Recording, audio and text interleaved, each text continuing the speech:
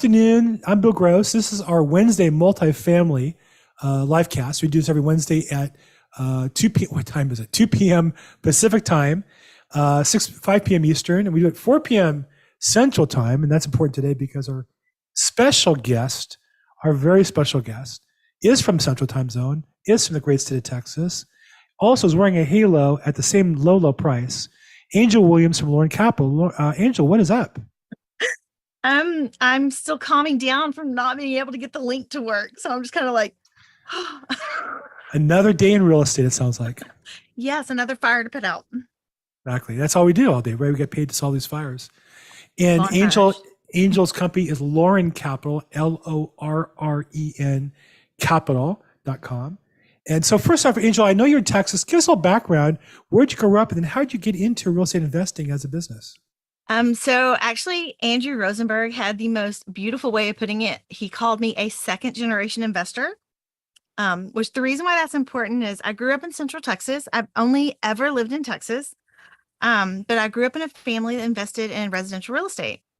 And then I met my husband some years later, and he came from a family that also invested in residential real estate. The difference is that his family invested in residential multifamily, so quads, duplexes, and tris.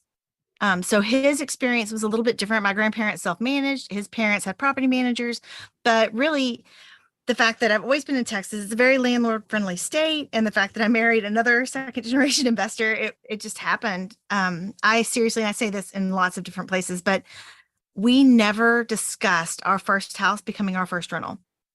We just started looking for make-ready people.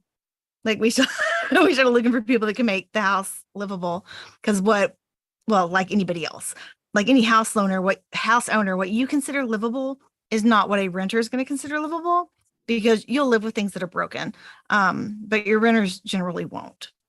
So that's what landed us there.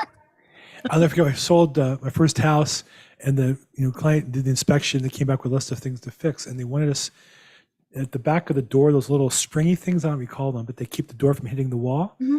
And a couple of them were bad or broken, and he wants to fix them. I said, dude, we lived here for 10 years. I even noticed they're broken. Like, you're welcome to go to Home Depot and screw them in yourself if you want, but I'm not going to do that just to sell the house. It's just not that big a deal. Like, maybe you don't want to buy it. So, okay. So let's get clear. Lauren Capital, you do a couple of things that I'm aware of. One is you have an academy that presents real estate investing rocks. Not just learn to invest in real estate, not just have fun, not just make money. It rocks. Absolutely. What is real estate investing rocks? Is it rocks you're selling?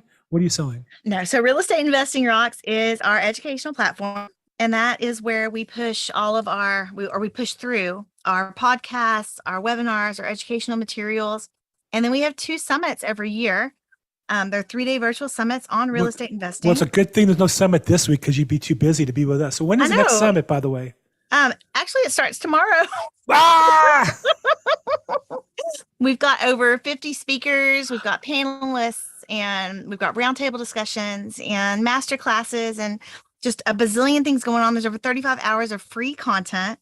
It's pre-recorded, but it's all there if you want to look at it at your own leisure. And then for the live stuff, there is an upgrade that you have to purchase, but the live is interactive and it's truly amazing. And man, these are the 6 best days of every year for me, because we do it twice a year.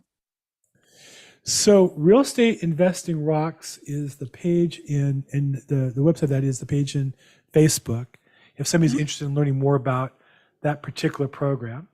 And your summit is promoted right there. Yeah. So that's actually the page. If you go to www.theacademypresents.com, it will take you to, I guess, basically the funnel, but it'll take you to the page that is for the one that starts tomorrow.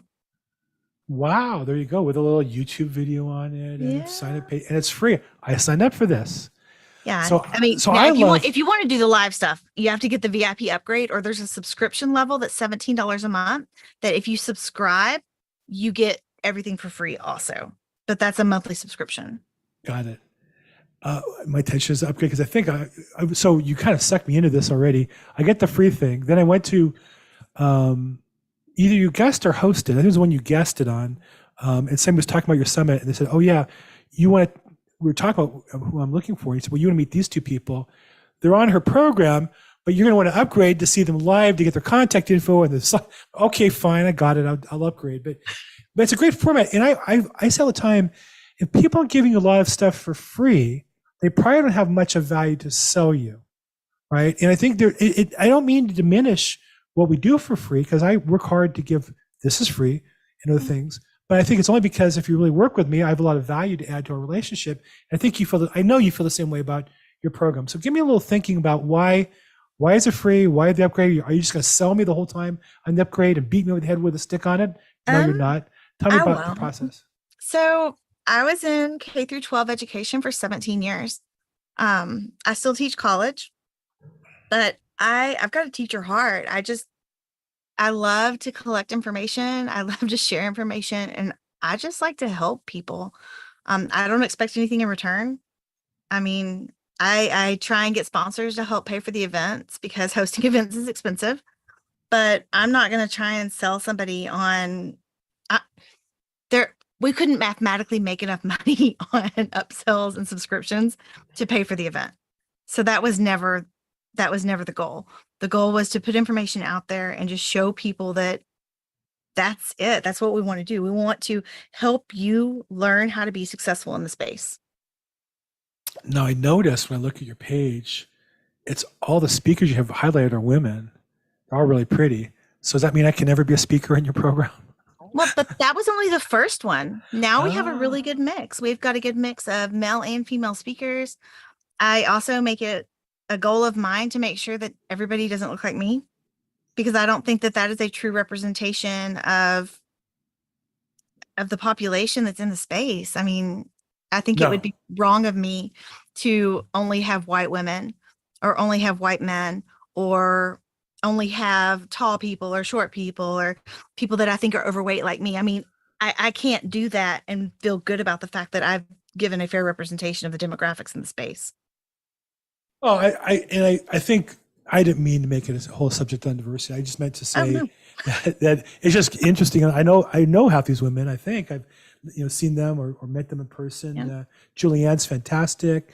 Marisol they launched their program. I think a new project yesterday. Before you have some really superstars on your list, and even on the current one, Frank is fantastic. He's some really great speakers. So you talk about education, but really your business is not just education side. Really, you're educating people so that they'll invest with you in kind of a group format, correct?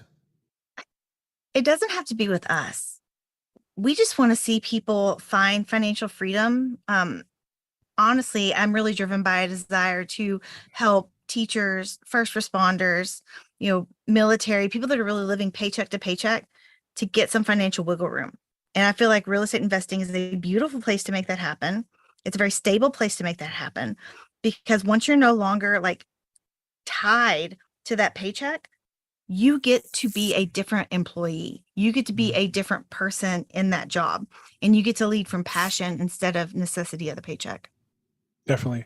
Look, I'm a real estate agent. I think when you are desperate for the commission check, customers feel the pressure. When you can focus on the job and just doing your job the best you can. I a few years ago passed through to where I'm financially free. I don't, need to make money to pay my bills. The more I make, the better life I'll have. So I'm adding to that residual income, a passive income. But what I want to say is I'm still as driven. It's not that I would rather sell real estate than watch football. Now, maybe I'm crazy. I just enjoy it. I enjoy helping people. I enjoy the victory. I enjoy the success. I enjoy being important. But that's an option. Other people don't have that option, and they're so desperate for that check that it prevents them from ever learning the business. I see that people get stuck in jobs they hate, for example. That was me until I quit. I quit with no parachute. I just jumped out of the plane. Well, and I think that also goes back to, there's really 5 freedoms that people are working toward, right? They're working toward financial freedom, time freedom, geographic freedom, freedom to live by your purpose or your passion, and then just freedom from relationships that don't serve you. And so I think that when you get yourself financial wiggle room, you find your financial freedom, all of a sudden everything just opens up. And I saw a post, it was just the other day, of, the rich have money, the wealthy have time. Mm. And it was like, ooh, because without time, you can't truly live your purpose or live your passion or, you know, you can get away from relationships that don't serve you, but there's things that you're really just not going to have.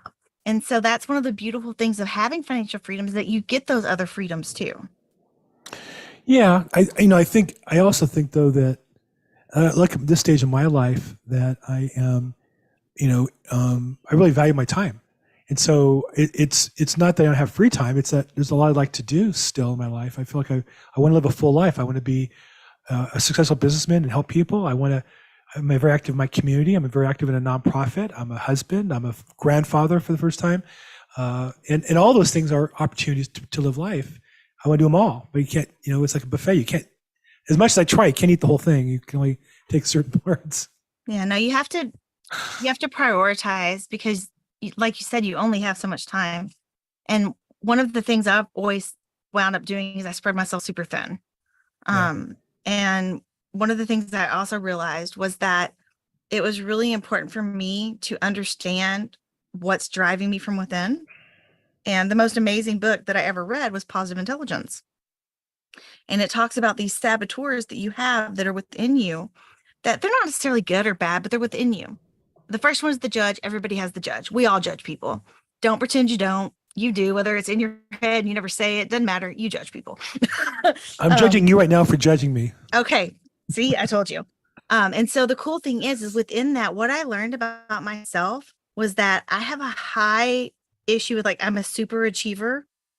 And that doesn't mean that I'm a type A and I do a bazillion things. What that means is that I find my value in how other people view what I'm doing for them. And realizing that in my mind, I don't think of myself as having value unless other people that are viewing what I'm doing see what I'm doing as valuable. That's insane.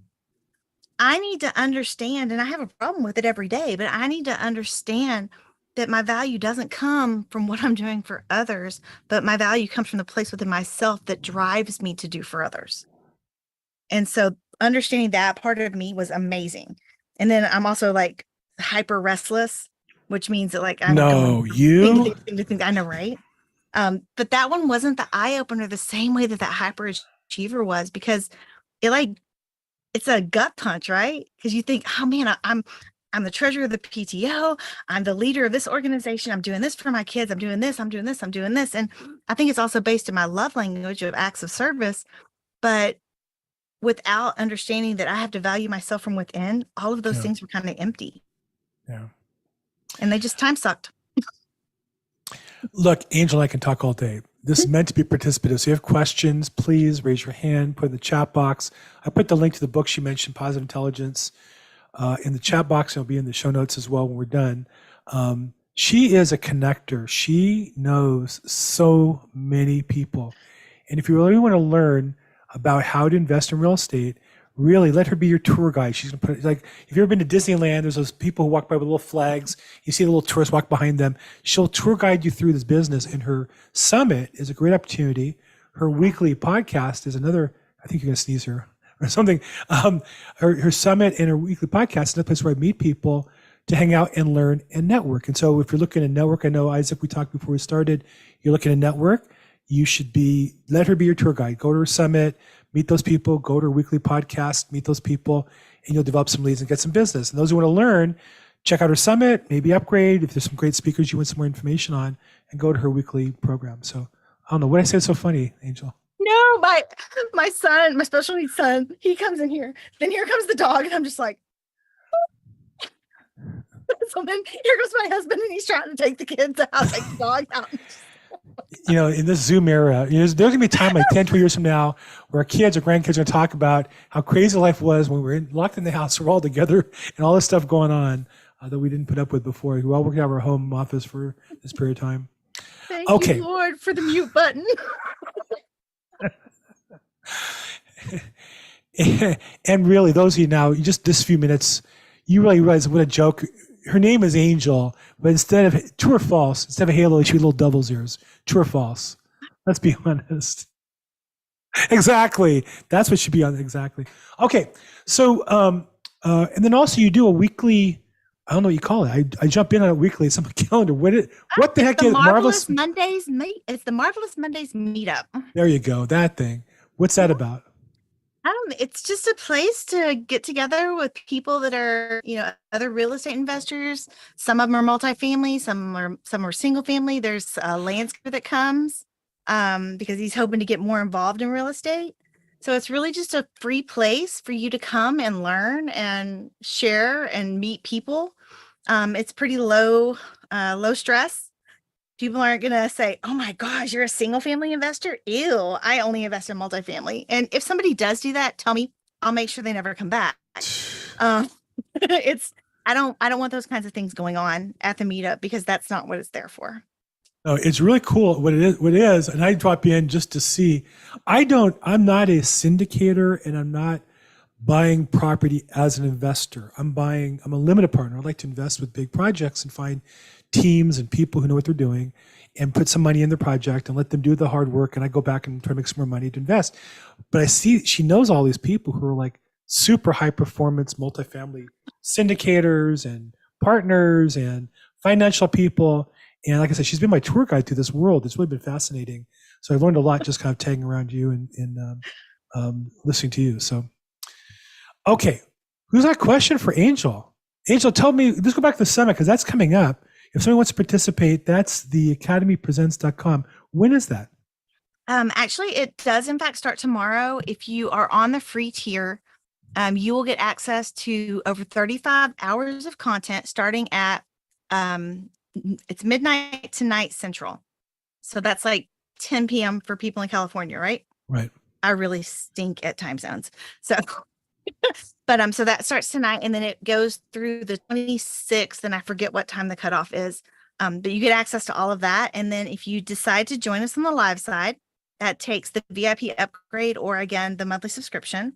And that is 10 a.m. to 5 p.m. Central, Thursday, Friday, and Saturday. Wow. I know it was 3 days. For $67, that's crazy. That's a lot of value. And I know a bunch of speakers, so that's really good information. So let's talk about somebody put in the chat box, and I get this a lot. I get this question. Well, she just said she can't wait, but I get the question a lot. Angel, how do I get started? I want to invest in real estate. I know I want to buy a rental property, maybe a duplex, maybe a triplex. Where do I get started? And I go, I don't know. Check out Angel's summit program because I don't buy duplexes or triplexes, and I really don't want any. So it's just not nothing wrong with it. Wish you best of luck with it, but I try to point them in a direction they can get help like you. So what do you tell somebody who wants to get started? There's lots of different ways. The way we wound up doing is we bought our first home in 2003, and then it became our first rental. So when Jason finished up his degree and we moved to his first job, that became our first rental. So that would have been 2007-ish. And we do the single family model. And so it was basically rinse and repeat. And we now have 5 single family homes. Well, we have 6, but only 5 are inhabitable. And then when Jason's father passed away, we wound up getting some of those residential multis. So I think we have a quad and a couple of duplexes.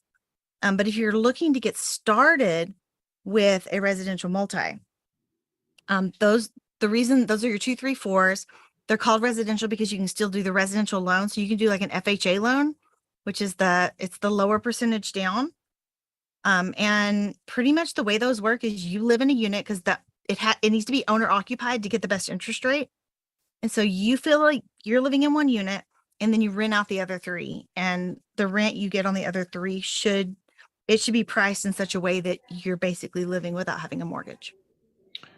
And then at some point you can move on, rent out the last unit, and then that becomes a full-time rental with positive cash flow theoretically.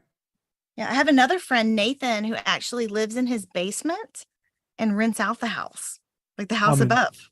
Common format for single people, especially. Mm-hmm. And kind of hard if you're married and have enjoyed kids. That. Yeah, kind of hard at the end, because the later part of your career, but at the beginning, that's the way a lot of people get started is rent out the guest room. They live in the guest room. They live in the garage. You hear those stories all the time. Live in the basement, live in the attic, and then rent the rest out. So 2, 3, 4 units work that way. And so you walk people through that process a little bit. But it's scary. I mean, how do I know if it's a good deal? How do you know if I'm not going to get stuck into something, how do you walk people through who need a little hand holding and need a little emotional support along the way? So I'm most familiar with the way it works in Texas. And that's because I listened a lot to my father-in-law and the way he did it.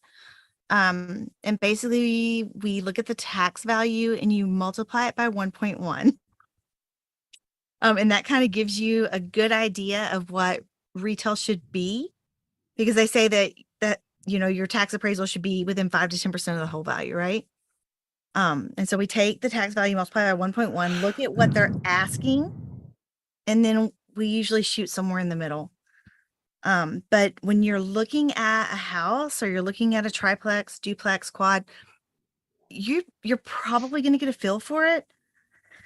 The hardest part can be when you're looking at a place, you're like, ugh, I would never live here. But you're only going to be living there for the amount of time that it takes you to break into your next property. It is not your permanent home. So you don't think, oh my God, these walls suck. This flooring is disgusting, because all of those things can be fixed while you're there. But that's also not going to be your permanent home unless you decide you want it to be. But that doesn't have to be your permanent home. So that was one of the things that was really difficult for me, was I'm looking at these houses and I'm like, ugh, this place is gross. Or I couldn't live here. And then Jason, he was like, we're not going to live here. And I was like, oh. And it wasn't that they were run down, and it wasn't anything with it. It was just that for me, one of the houses had the marble tiles. And I remember like coming down the stairs at my grandparents' house, hitting the marble tiles and just flying. and so I've got like these horrible feelings about that marble tile. And I didn't like the house because it had that marble tile stuff. And Jason had to remind me again, you're not going to live here. This is an investment property. And so you really have to break free from, I'm not going to live here. This is not going to be my permanent residence. And kind of make that sit in your head, so that when you're making offers in the price, you're doing it from less of a place of emotion and more of a place of, okay, how do these numbers work out? And if you've got a really good realtor, they're going to help you too. Because you'll have a realtor on your side that, yes, they want to make some money. That's part of the job. But they also want to make sure that you're not getting in a situation where it's not going to work out, because people talk. The second house we bought when we were married, I thought it was a dream house. We ended up moving for other reasons, but as I was in the business, I grew up kind of in a semi-rural area. This house was in a cul-de-sac in a suburb, but the backyard was 2.5 acres, and the backyard was an empty canyon. It was perfect. It was like a cul-de-sac, no traffic. It was a good size house for us, good layout for us. Backyard had an oversized spa. I love the water. A beautiful view of the canyon. It was perfect. However, inside, every surface area was disgusting. It was filthy. And I remember I was so proud I found it. It was a great price. And I brought my wife in to show her the house. I'm so excited, thinking we'll redo everything. And she was just hysterically depressed. And like, I can't live here. And like, no, you're not gonna live here. You're gonna live in this house, all painted, all carpeted, all refloored, every surface will be touched. And that takes a certain, and that was part of the work. Part of the work for us to buy the house and make the money was to do that work before, in our case, before we moved in. But I think sometimes people expect, I just want to buy a house and kind of like drop ship it from Amazon and then get paid, and then I go buy my next house.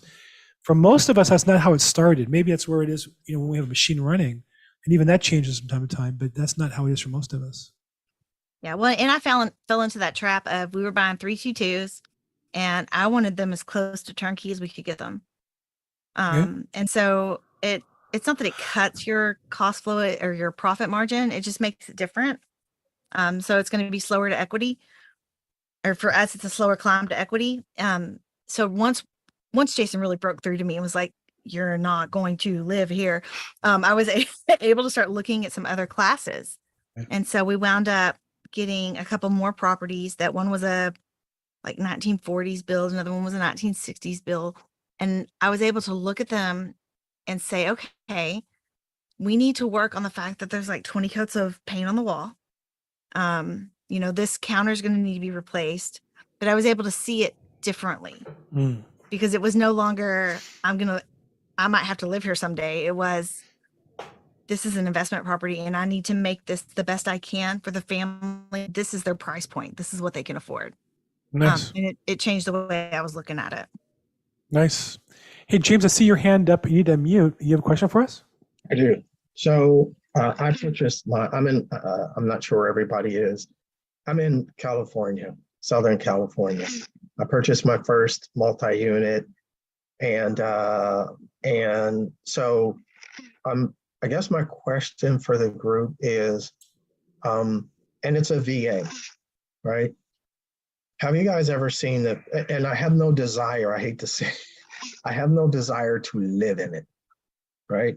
And you have to, live in it for a year. And your experience, or anyone on here, have you ever seen the VA, do a facilities check? Let me see if you actually moved into the property. There is nothing that I can find in the VA regs, online, any broker or realtor I've ever spoke to that says, yeah, I've seen the VA come in. The closest thing that I can find in the VA manual that says, if they find that you didn't move into it, it is their prerogative, to do something about it if they so choose. Other than that, there's no one in the industry that I've spoken to yet that says that they've seen the VA come and check. So you used a VA loan for it? That's right. Well, So VA loans are only for owner occupied, right? By definition, if you have a VA loan, it's at the purchase price when you buy it, or I should say the no money down loan, the classic loan. Yeah, well, I mean, unless you have to live in it for at least 6 months. And I'm not military. This is from my military friends. You have to live in it for at least 6 months, unless you PCS, or unless you have to go, unless the military sends you somewhere. I mean, personally, I wouldn't play with fire with that one, just because having a VA loan is freaking amazing. So I wouldn't screw with that. Especially not since you can buy it with a VA loan, spend your 6 months in it, then flip it into a traditional, and boom, you've got your VA loan again to rinse and repeat. So the period is 12 months, right? 12 months. It's 12 months, but like you said, unless you PCS or something like that. But I've never seen, to my knowledge, or the only thing that I can find closest to in the manual that says that they have the prerogative to, I can't remember word for word, but they have the prerogative to, to do something about it, basically, if they so choose, if they find out that you're not there. But I just wanted to know if anybody here has ever known the VA to go out and check, which I would think that would be almost impossible, right? Because you've got millions of loans out there. And how could they possibly go out to folks' property and check? Well, I'll say this, and I started my first 15 years of my career as a lender, having been in this business 36 years, been involved with VA loans for most of that time, a good chunk of that time. I've never heard of the VA calling a loan because somebody moved out of it and they somehow discovered that. I've never heard of that happening ever. Not giving legal advice, and I would encourage you to make sure you keep all your contracts and keep all your obligations. But I will say, as a fact, since you asked the question, I'm not aware of that. That said, I do know of people who've gone to federal prison who were caught saying they're going to be owner occupied and didn't owner occupy property because the loan went into default. And they go back in time. In this case, they did go back in time. I want to say it was default, say in 3 years or 4 years, but they proved back then that was their intention. And they can contend that since you didn't live there, was a rental, and all along it was fraud. So I will say that the penalty is like anything else in life. It's never a problem until it's a problem. I would be, it's one thing if your intention is to live there a year and something changes. You get married, change jobs, COVID, things happen. I don't think anybody, but if your intention up front, and if you're asking these questions on a public format, maybe your name's not James, I don't know. I'd be very careful, because you may think it's a problem, and 5 years from now, unbeknownst to you, the loan goes bad, and you could do an assignment and not even know the loan's going bad, and then they'll call you back and say, hey, you know what, we know that you didn't live there but for 6 months, and that was your intention, and you don't want to be on that phone call. It just and having literally visited people in federal prison who did that for owner occupancy issues and VA loans. Oh, good point, Bill. I should adjust that, because it's not that it's not intention. It's not my desire. right? So one, Yeah, it's yeah, not that's a my different desire thing. I, because I, of where it is, and because I don't have a desire, and that's really what I should say. it's also different if you move in and there's problems. You know, you move into, I can make it work for whatever reasons. The property's not what I want, or the neighbor's not what I want. And you move in and discover there's a problem. The neighbors are bad, or whatever it is. Again, it's your intention. They can't force you to live there for the year and call it due, as long as you're making the payments. But if your intention up front, if they can prove your intention, like here's classic, you're in a contract on another property 3-4 months from now, but you're in a contract now to close 3-4 months from now. They can prove, hey, you all along intend to buy this other property. So just be careful. Get proper legal advice, but I would definitely say be careful. Yeah. Yeah, I would also oh, sorry. I've reached out to a few attorneys, but like I said, no one I've spoken to has ever seen that. But again, once again, I use the word I used the wrong word. It wasn't intention. It's not my desire, right? Yeah. My family grew exponentially. And so the unit that I intended to or desire to move into, it's too small for us. But that said, I do have one other question. So once my year is up, right? And some of you guys appear to be, pretty far along into your investment experience. And, once my year is up, how do I leverage that for my next property, right? Let's say the equity based upon today's market, it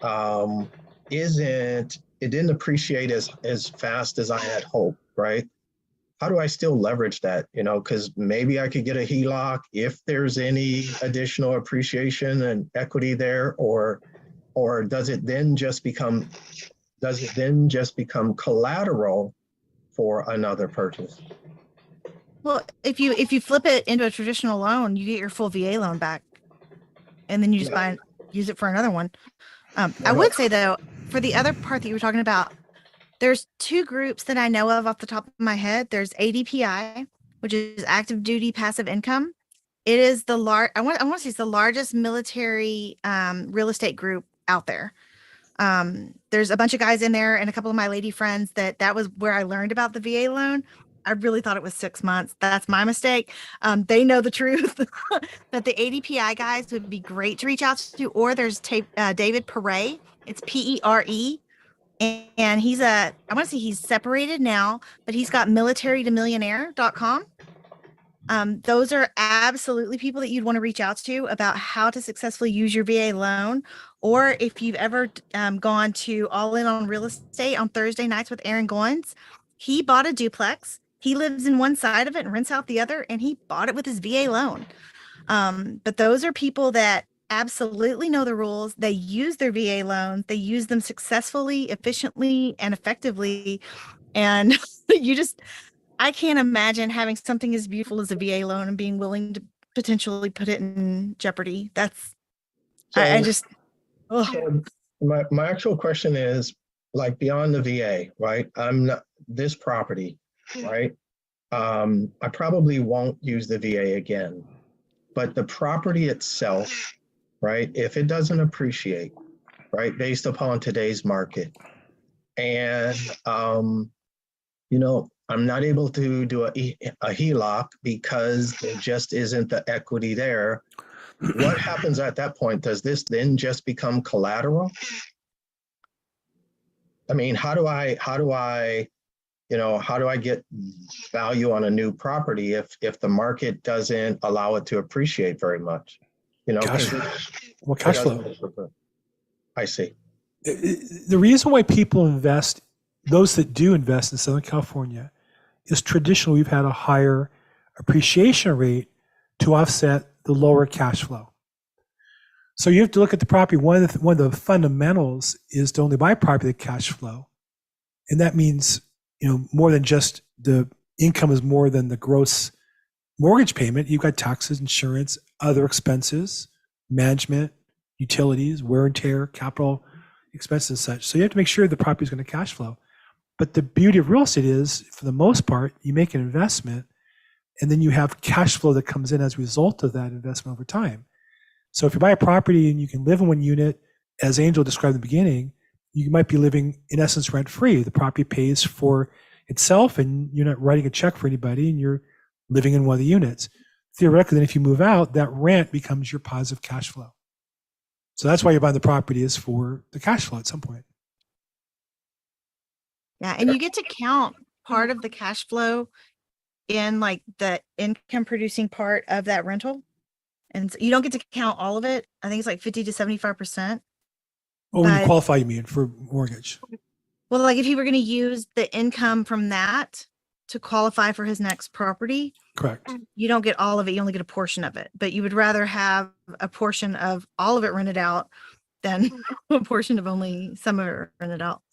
Right. Well, there's a formula lenders use, which is they'll take 75% of the gross rents and minus the principal, interest, taxes, and insurance to cover all the other expenses, because they assume property management and wear and tear and such costs about 25%, and vacancy.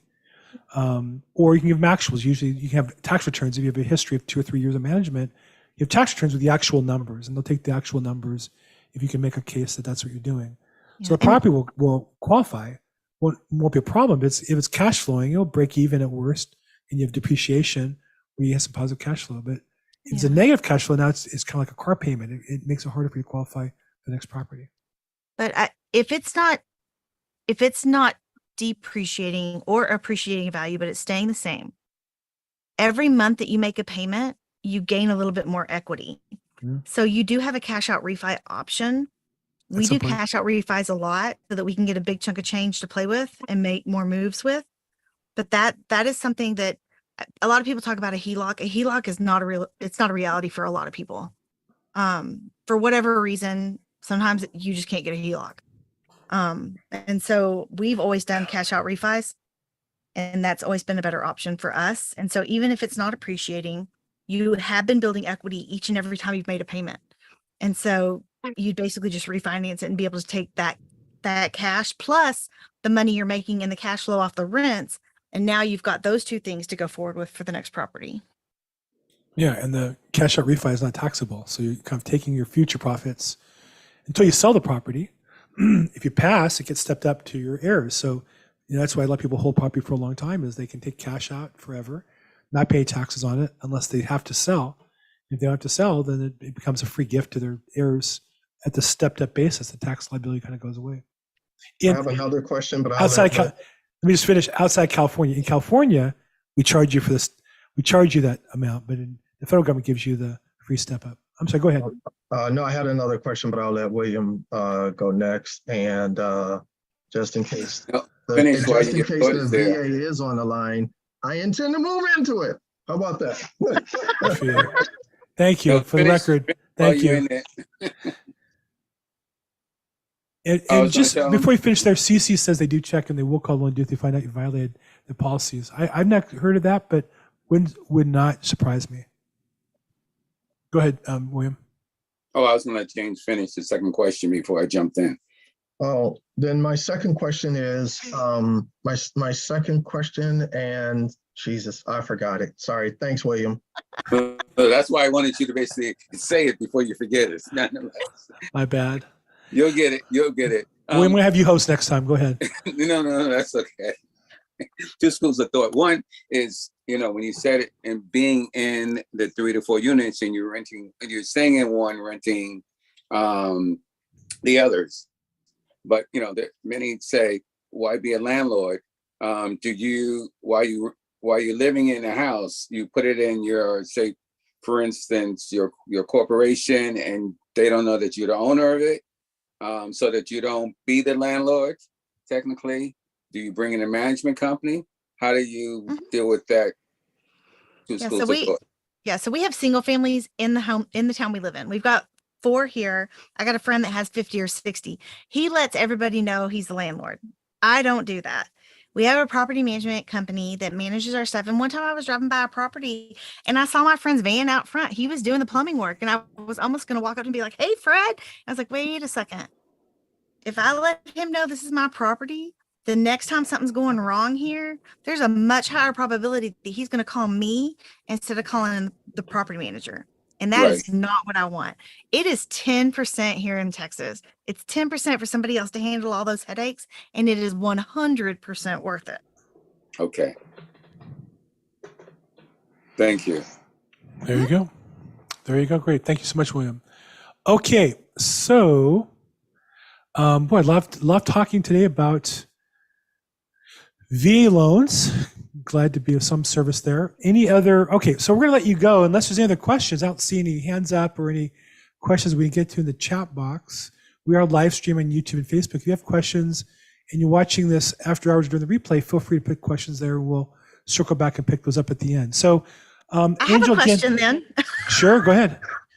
So, okay, I swear I heard it was 6 months on that VA loan. That's really bothering me. Mm. But what is the percentage down on a VA loan then? Because I've heard everything from 0 to 5 to 3. There is a What program is that will it? go down to zero and zero non-recurring closing costs. So literally you can get in for no money down and no closing costs are associated with the transaction. You still have to pay for your inspection if you're going to do it, and your prorations, your taxes and your insurance, but you don't have to pay any escrow title. The seller can pay all that, processing all the lender fees, seller pays all that. And there is a loan program with no money down. It's a higher rate than it is with, tiers, but the chief advantage of the VA loan is the no money down feature. And there are a lot of military people who buy a property, no money down with every intent. And the problem is, if you buy a property and it doesn't cash flow, and then you're PCS'd or you're signed out or whatever it is, transferred. The problem is you have a property now that you bought no money down. If you want to sell it, you have closing costs, let's say 8%. So you buy a house for $400,000, and if the next day you want to sell it, it's going to cost you about $32,000 to get out of it. And the problem with that is, if it hasn't got up in value and you have no money down, then now how do you get out of the property? So the answer is usually military bases are in less well-populated areas. That's not really all true. In LA, it's the opposite. In LA, we have an air station right in the middle of El Segundo, very high in the South Bay, very expensive area. But a lot of military are assigned to remoter areas. Like in LA, we have one out by Lake Los Angeles. Real estate out there is really cheap, and it rents where you can really cover the payment for those properties. So that's where military personnel do a really good job, is they buy a property in some of these remote areas. And because of the military, there's a little bit of a fraternity there. They kind of help each other out, and they rent the property, and then they get PCS'd and they buy another property somewhere else, and they have these rentals going on. But it's 1 year. Okay. Any other questions? Look, I know you got a full schedule, Angel. I appreciate making time. You got your summit launching tomorrow, Friday, and Saturday.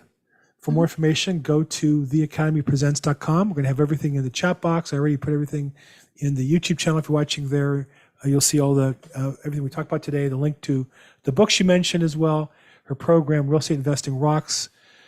You rock, Angel. Thank you so much for being on the call today. I really appreciate having you, and just really appreciate your friendship, and look forward to working more with you guys. Awesome. Thank you so much. Hey, that's our Wednesday multifamily investing program. We do it every Wednesday, 2 p.m. Pacific time, 5 p.m. Eastern, 4 p.m. in the state of Texas. I'm Bill Gross. I'm your host. You can see me on social media at Bill Gross EXP, and look forward to talking to you guys soon. Thanks so much, everybody.